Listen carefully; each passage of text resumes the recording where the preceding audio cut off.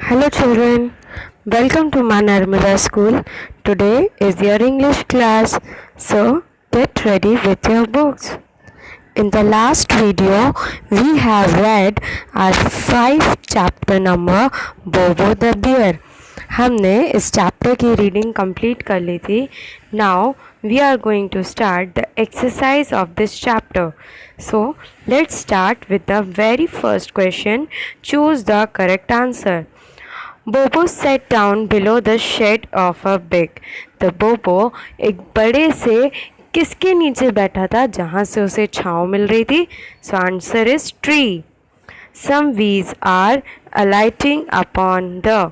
तो कुछ बीज किसके ऊपर मंडरा रही थी? फ्लावर के. नेक्स्ट इज बोबो फॉलोड द. तो बोबो किसका पीछा कर रहा था? बीज का. Bobo was going to eat all the honey. Bobo पूरा हनी खाने वाला था. Next is fill in the blanks with the correct answer. तो यहाँ पर आपको क्लू बॉक्स से ढूंढ के आंसर्स भरने हैं. First is Bobo saw dash putting its head on the hole. तो बोबो ने एक छोटे से छेद में से किसे देखा था अपना सर निकालते हुए? स्क्विरल को. बोबो thought those bees were flying home to make. वहाँ पर सॉरी, बोबो को लगा कि सारी बीज वहाँ से उड़ के जाकर क्या बनाएंगी? Honey. Now turn the page to the next one. Is bee went buzzing past him and sat on a flower. तो बी बोबो के पास से बजिंग करते हुए गई और फ्लावर पे बैठ गई. फाइनली वन बी दैट बोबो followed sat on the old tree. Okay, next one is true and false. It was very hot day. So true. हाँ, उस दिन बहुत गर्मी थी. बोबो tried to be cool under the shade of the tree. So true. बोबो एक tree के छाँव के नीचे बैठ गया था ठंडा होने के लिए. बोबो followed the butterfly to find the honey. So बोबो बटरफ्लाई का पीछा नहीं कर रहा था. So answer is false. बोबो never found honey. So false. And में बोबो को हनी मिल गया था. Next is question answer. What did बोबो see while he rested? तो बोबो जब आराम कर रहा था तो उसने क्या देखा?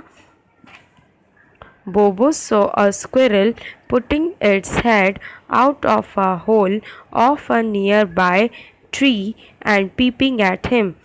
तो जब बोबो रेस्ट कर रहा था उसने देखा कि ट्री के होल में से एक स्क्विरल अपना हेड बाहर करके बोबो को देख रहा है. Second is why did Bobo follow the bee. Bobo ने बी का पीछा क्यों किया? Bobo followed the bee so that he can get honey to eat. Bobo ने बी का पीछा इसलिए करा ताकि उसे पता चल सके हनी कहाँ है और वो हनी खा सके. Why did Bobo smile happily finally. The end में बोबो ने क्यों खुश हो गया था? At last he found a beehive and he was going to eat all the honey. क्योंकि लास्ट में बोबो को मधुमक्खी का छत्ता मिल गया था और अब वो पूरा हनी खाने वाला था. So here our question answers also completed. Now यहाँ पर आपको कुछ वर्ड्स दिए गए हैं, कुछ सेंटेंस की टाइप में. आपको इन सभी के लिए एक वर्ड सेलेक्ट करना है. Like wrinkle your forehead. Wrinkle your forehead का मतलब होता है frown. Open and shut your eyes quickly. उसका मतलब होता है गेज. Not polite. इसका मतलब होता है रूड. फॉल टू पीसेस मतलब कि break. Come down to rest means dive. Next one is trip. Trip का मतलब होता है एक छोटी सी जर्नी जहाँ पर आप बहुत जल्दी होकर वापस आ जाते हैं. मतलब कि कहीं पर आप थोड़ी देर के लिए जाते हैं, घूम फिर कर वापस आ जाते हैं, उसे बोलते हैं हम trip.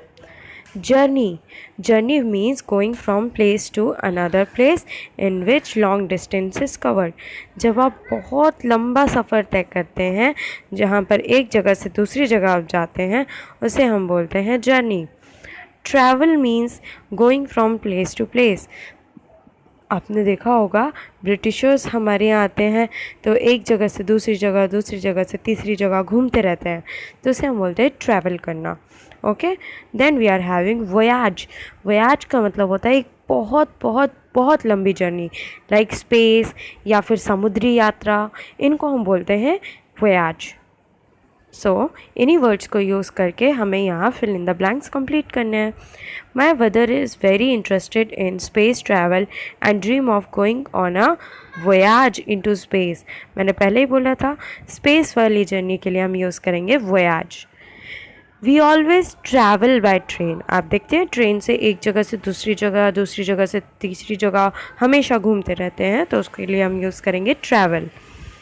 We went on a short dash to Shimla. तो शॉर्ट बोला है तो आप समझ गए होंगे कि छोटी सी जर्नी है, तो इसके लिए आप यूज़ करेंगे trip. The journey from Delhi to Bangalore is quite comfortable. एक प्लेस से दूसरी प्लेस के लिए जो डिस्टेंस कवर होगा उसके लिए आप यूज़ करेंगे journey. Okay, now next we are having pronunciation. तो यहाँ पर कुछ वॉवल्स हैं, मीन्स ए वाले वॉवल्स हैं जिनमें लेटर ए का यूज़ होता है, लेकिन उनको पढ़ने का तरीका अलग अलग है। जैसे कि lady, same, give, make, letter, potato, paper, play. तो इन सभी में ए वॉवल को हम ए ही पढ़ रहे हैं, लेकिन अगर आप नेक्स्ट पढ़ेंगे तो आपको समझ में आएगा डिफरेंस क्या है। Was, all, what, bell, walk, falls, hall, want. तो इन सभी में ए को हम ओ साउंड से डिनोट कर रहे हैं। Then we are having start, dance, bath, ask, class, party, half, answer. तो आप ए को आ बोल रहे हैं। Allow, about, balloon, again, appear, agree, America, इनमें आप ए साउंड का यूज़ कर रहे हैं। Okay, now next we are having our grammar section. तो ग्रामर सेक्शन में आज हम देखेंगे पॉजेसिव प्रोनाउन के बारे में। पॉजेसिव प्रोनाउन शोज ओनरशिप, मतलब कि आप किसी चीज़ पे जब अपना हक जताते हैं तो उसमें हम जो वर्ड्स का यूज़ करते हैं उसे हम बोलते हैं पॉजेसिव प्रोनाउंस। जैसे बोलते हैं ना दिस पेंसिल इज़ माइन, ये पेंसिल मेरी है, तो आप पेंसिल पे अपना पॉजेसिव प्रोनाउन का यूज़ कर रहे हैं, है ना। बोलते हैं ना कि दिस हाउस इज़ योर्स, ये घर तुम्हारा है, तो उसमें आप हाउस में पॉजेसिव प्रोनाउंस यूज़ कर रहे हो। तो जहाँ पर my, mine, your, yours, his, her, hers, our, ours, its, their, theirs, whose, one's, ये वर्ड्स आते हैं तो उन्हें हम बोलते हैं possessive pronoun. Okay, like this bicycle is mine. Dog love to play, so it is a favorite activity of theirs. Are you sure it is yours? Do you know whose bag is this? Is this your pen? One's opinion is welcome here. तो यहाँ पर हमारे possessive pronounce भी complete होते हैं। I hope आपको ये समझ में आए होंगे। आपके होमवर्क के पिक्चर्स मैं आपके असाइनमेंट में अपलोड कर दूँगी और आप अपनी कॉपी वर्क कंप्लीट कर लेना। Till that, bye bye, take care.